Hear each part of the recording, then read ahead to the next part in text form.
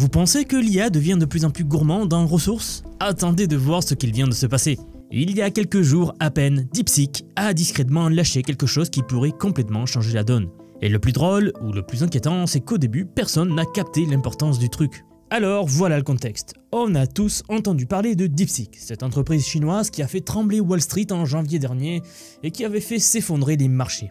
Des centaines de milliards de dollars évaporés en quelques heures parce qu'ils avaient prouvé qu'on pouvait créer des modèles d'IA puissants sans dépenser des sommes astronomiques. Leur secret, c'était l'efficacité avant tout.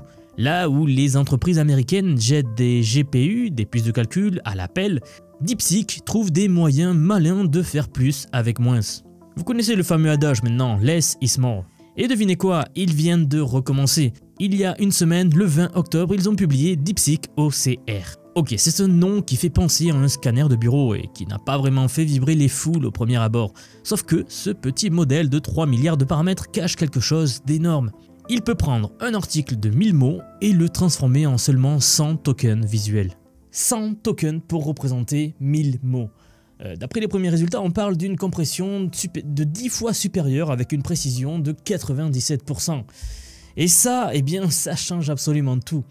En fait, pour bien comprendre l'ampleur du truc, il faut savoir qu'aujourd'hui, les modèles d'IA ont 3 énormes problèmes. Premier problème, la mémoire. Ces modèles doivent garder toutes leurs conversations dans ce qu'on appelle la fenêtre de contexte. Plus vous ajoutez d'informations et plus ils commencent à oublier des choses. C'est sympa pour échanger quelques messages, mais s'ils travaillaient sur un gros projet, genre une base de code informatique très complexe, ça devient vite compliqué. Deuxième problème, la vitesse d'entraînement. Former ces modèles coûte une fortune, littéralement, avec les centres de données qu'il faut faire, et surtout, ça prend un temps fou. Et justement, la Chine manque cruellement de puces de calcul à cause des restrictions d'exportation américaines.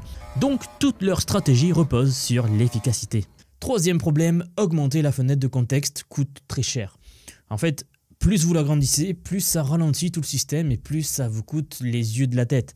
Vraiment. En fait, quand vous allez toucher les paramètres de vos IA pour augmenter la fenêtre de contexte, vous allez lui donner plus de texte et donc plus d'informations autour de ce que vous voulez qu'il réponde, mais il va forcément traiter plus de tokens, donc ça sera plus cher. Maintenant, imaginez pouvoir compresser 10 fois, voire 20 fois plus de données sans presque rien perdre en précision. Messieurs, dames, c'est exactement ce que DeepSeek OCR propose. Ce qui est fascinant avec cette avancée et que personnellement je trouve incroyable, c'est la méthode. En fait, au lieu de voir le texte comme du texte, il le voit comme une image. Vous savez, comme quand on dit qu'une image vaut 1000 mots, et bien là c'est littéralement ce qu'il se passe. C'est littéralement le cas. Une page de texte qui prendrait normalement entre 2000 et 5000 tokens peut maintenant être représentée en seulement 200 à 400 tokens visuels. Le modèle prend une image contenant le texte et la décode avec une précision hallucinante. D'ailleurs, Andrej Karpathy, vous le savez maintenant, le gars qui a cofondé OpenAI et créé le système de conduite autonome chez Tesla, a immédiatement réagi sur les réseaux. En fait, il a même récemment dit qu'il adorait cette approche et que ça le faisait vraiment réfléchir. Selon lui, les modèles de langage devraient utiliser les images comme entrée principale.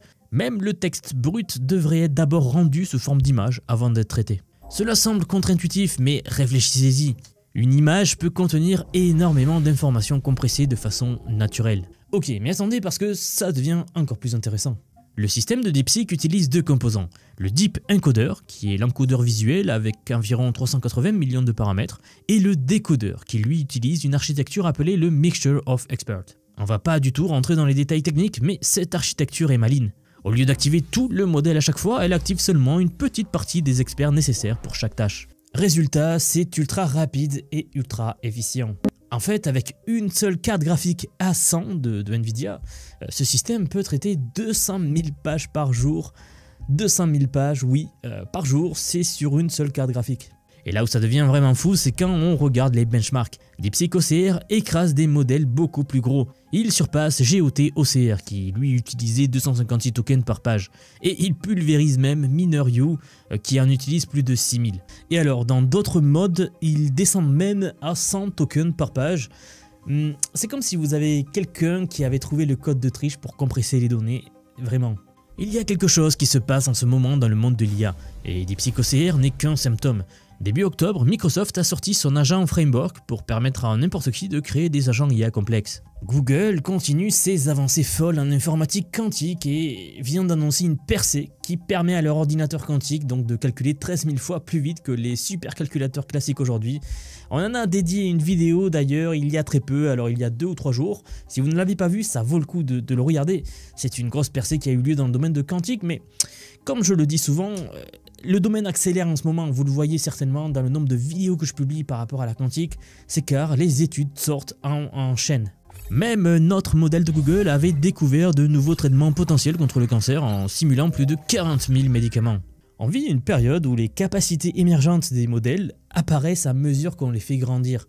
C'est pour ça que toutes ces entreprises dépensent des centaines de milliards dans des data centers. Elles parient que plus les modèles d'IA seront gros et plus ils développeront des nouvelles capacités surprenantes. Ici, DeepSeek prouve qu'on n'a pas forcément besoin de toujours plus gros. Parfois, il suffit d'être plus malin. Leur approche avec la compression visuelle ouvre des portes fascinantes. Karpathy a même mentionné que ça pourrait résoudre les problèmes avec les tokeniseurs. Vous savez, ces systèmes qui découpent le texte en morceaux. Vous savez, quand vous demandez à un modèle combien il y a de R dans le mot fraise, par exemple, souvent ils vont se tromper parce qu'ils ne voient pas vraiment les lettres, mais ils voient des tokens abstraits. Avec une approche visuelle, le modèle voit réellement les lettres, comme nous, et on commence à voir des applications concrètes d'ailleurs. Par exemple, le système peut découper des PDF complexes, en extraire des graphiques, comprendre des formules chimiques, ou même analyser des figures géométriques. Tout ça en utilisant une fraction des ressources habituelles. Et vous vous en doutez, les développeurs ont déjà commencé à l'intégrer. Le 23 octobre, par exemple, le système a été officiellement ajouté à VLLM, une des bibliothèques les plus utilisées pour déployer des modèles de langage IA. En moins d'une semaine, le projet a explosé sur GitHub avec plus de 4000 étoiles, ce qui est beaucoup pour eux. Ce qui me fascine le plus, c'est l'angle de la nécessité qui crée l'innovation. Vous le savez sans doute, mais les États-Unis ont bloqué toutes les exportations de leurs meilleures puces de calcul IA vers la Chine, pensant ainsi ralentir leur développement en IA. Résultat, les chercheurs chinois ont trouvé des façons plus intelligentes de faire les choses avec moins. Ils ont transformé une contrainte en avantage compétitif. Donc ils nous disent que DeepSeek OCR peut générer jusqu'à 33 millions de pages par jour, de pages de données d'entraînement par jour, en utilisant seulement 20 nœuds de serveurs. Bon, ça ne vous dit peut-être rien, mais avec ça on pourrait former des datasets tellement massifs que l'on pourrait entraîner des modèles à l'état de l'art en un temps record aujourd'hui. Le papier de recherche va même encore plus loin en suggérant que cette approche pourrait implémenter des mécanismes de déclin de la mémoire similaires à la cognition humaine.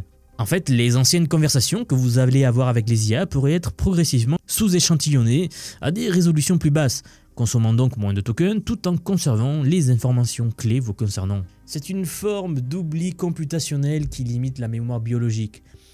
C'est brillant. Donc ce que DeepSeek OCR nous montre, c'est que l'avenir de l'IA ne sera pas seulement une question de qui a le plus gros modèle ou le plus de puissance de calcul. Ce sera une question de qui trouve les approches les plus élégantes. La compression visuelle est un parfait exemple. Prendre un problème complexe et le reformuler d'une manière totalement différente pour le rendre plus simple. D'ailleurs, à ce propos, si vous vous demandez pourquoi Karpathy s'intéresse autant à la vision par IA, réfléchissez à son travail sur les voitures autonomes. Oui, car ces véhicules doivent traiter des quantités massives de données visuelles en temps réel. Et tout ce qui peut rendre ce traitement plus efficace sera crucial. Et maintenant, il travaille de nouveau sur les voitures autonomes. Alors, coïncidence, je ne pense pas. Si vous n'avez pas encore compris, cette technologie de compression visuelle pourrait avoir des applications bien au-delà de la simple lecture de documents. Pensez aux implications. Des modèles qui peuvent tenir la conversation beaucoup plus longtemps sans perdre le fil. Des systèmes qui peuvent traiter des bases de code entières sans essouffler, des applications qui comprennent vraiment le contexte parce qu'elles peuvent garder beaucoup plus d'informations en mémoire. Et tout ça sans nécessiter des data centers gigantesques avec des budgets faramineux de plusieurs centaines de milliards. Alors juste pour votre info, le modèle a été entraîné sur 30 millions de pages de PDF couvrant environ 100 langues. Donc ils ont inclus des articles académiques, des rapports financiers, des manuels, des journaux, des notes manuscrites, etc. Tout ce qui passait sous la main. Donc ils nous disent 20% de données visuelles générales pour la détection d'objets et la description des images que va faire une IA, 10% pour les données textuelles pures, donc en fait pour préserver les capacités linguistiques. Ils ont même ajouté 10 millions de graphiques synthétiques, 5 millions de formules chimiques et 1 million de figures géométriques, donc voilà, c'est un entraînement vraiment complet et j'ai hâte de tester ça pour vous. Alors maintenant, très concrètement, qu'est-ce que ça signifie pour vous et moi ? Si vous êtes développeur, chercheur, entrepreneur ou simplement quelqu'un qui suit l'évolution de l'IA, DeepSeek OCR ici représente un changement de paradigme. On n'est plus dans une course où seuls ceux qui ont le plus d'argent peuvent jouer. On entre dans une ère où l'ingéniosité compte autant, sinon plus, que les ressources brutes. Les outils, vous le voyez, deviennent plus accessibles. Et à ce propos, le modèle dont je vous parle est open source, disponible sur Hugging Face et GitHub gratuitement. Ça veut dire que n'importe qui peut le télécharger et l'utiliser dès maintenant. Cette démocratisation de l'IA avancée est exactement ce dont on a besoin pour voir exploser l'innovation. Plus de gens qui expérimentent signifie plus de découvertes, plus d'applications créatives, plus de solutions à des problèmes réels. Voilà ce qui m'enthousiasme vraiment. Et on commence à peine à gratter la surface de ce qui est possible. Cette approche de compression visuelle pourrait s'appliquer à tellement d'autres domaines. Vous savez, l'analyse de données scientifiques par exemple, ou le traitement de documents légaux, la gestion de dossiers médicaux, etc. En fait, partout où il y a besoin de traiter de grandes quantités d'informations textuelles de façon efficace, les possibilités sont juste vertigineuses. Mais pour en profiter pleinement, il faut comprendre comment ces technologies fonctionnent vraiment. C'est là que ça devient personnel. Dans les prochaines années, le succès professionnel ne sera pas défini par une compétence unique, comme taper dans la machine dans les années 80 ou coder comme on faisait dans les années 2000. Ce sera la capacité d'intégrer plusieurs disciplines et de travailler avec des systèmes d'IA, que ce soit la littératie en IA pour comprendre et collaborer avec des copilotes IA, ou alors la maîtrise des données pour interpréter et communiquer avec des chiffres. L'expertise de domaine sera amplifiée par des capacités digitales. Et voilà où on arrive. Donc normalement, après avoir vu tout ça, vous êtes censé avoir compris que l'IA n'est pas un truc de geek réservé aux grandes entreprises, mais quelque chose qui va toucher absolument tous les secteurs, tous les métiers, toutes les industries. Donc messieurs, dames, si vous sentez que vous devez comprendre ces technologies, si vous réalisez que maîtriser l'IA en 2025, c'est comme ne pas savoir utiliser un ordinateur en l'an 2000, alors j'ai quelque chose pour vous. J'aimerais vous dire que depuis quelques mois déjà, j'ai construit un programme d'apprentissage unique. Je vous apprends l'IA sous tous ses aspects. C'est un parcours pensé pour vous transmettre tout ce que je sais. Alors non seulement sur les modèles comme ChatGPT, Gemini de Google, Grok que l'on vient de voir, mais bien d'autres. Je vous montre surtout en fait la manière de les intégrer concrètement dans votre vie, dans votre travail, dans vos projets. Et ce, que vous soyez salarié, indépendant, entrepreneur ou même à la retraite, nous avons beaucoup de retraités dans la communauté. J'ai récemment sorti la plus grosse mise à jour à ce jour de la formation. Ça fait un petit moment que j'en parlais, mais ça y est, elle est là, elle est en ligne. Donc un module entièrement dédié à l'automatisation par IA. Autrement dit, la création des agents IA, des espèces de salariés virtuels qui vont travailler pour vous et tout faire pour vous. En somme, vous faire gagner des heures et des heures et des heures. Vous êtes déjà plus de 4500 personnes à avoir rejoint ce programme, donc nous approchons des 5000, merci pour le soutien. Et enfin, sachez qu'il n'y a pas besoin d'être développeur, pas besoin d'avoir un profil technique, je vous prends par la main, et pas à pas avec des leçons vidéo claires, des cas pratiques concrets, on voit tout ce qui touche à l'IA. Dernier point mais pas des moindres, si vous nous rejoignez aujourd'hui, vous aurez accès à toutes les évolutions du futur sans surcoût, accès illimité à vie à tout ce que je veux vous apprendre. Donc aujourd'hui c'est un paiement unique, ce n'est pas un paiement mensuel, c'est juste un paiement unique et vous aurez accès à vie à toutes les mises à jour que je vais faire en permanence et que je fais en ce moment même. Si cela vous intéresse, vous avez les liens en dessous de la vidéo, donc soit en description, soit en commentaire épinglé pour nous rejoindre. Dans tous les cas, moi je serai très heureux de vous accueillir dans le programme. Si vous êtes encore là, merci d'avoir regardé jusqu'au bout et je vous dis à très vite pour la prochaine vidéo.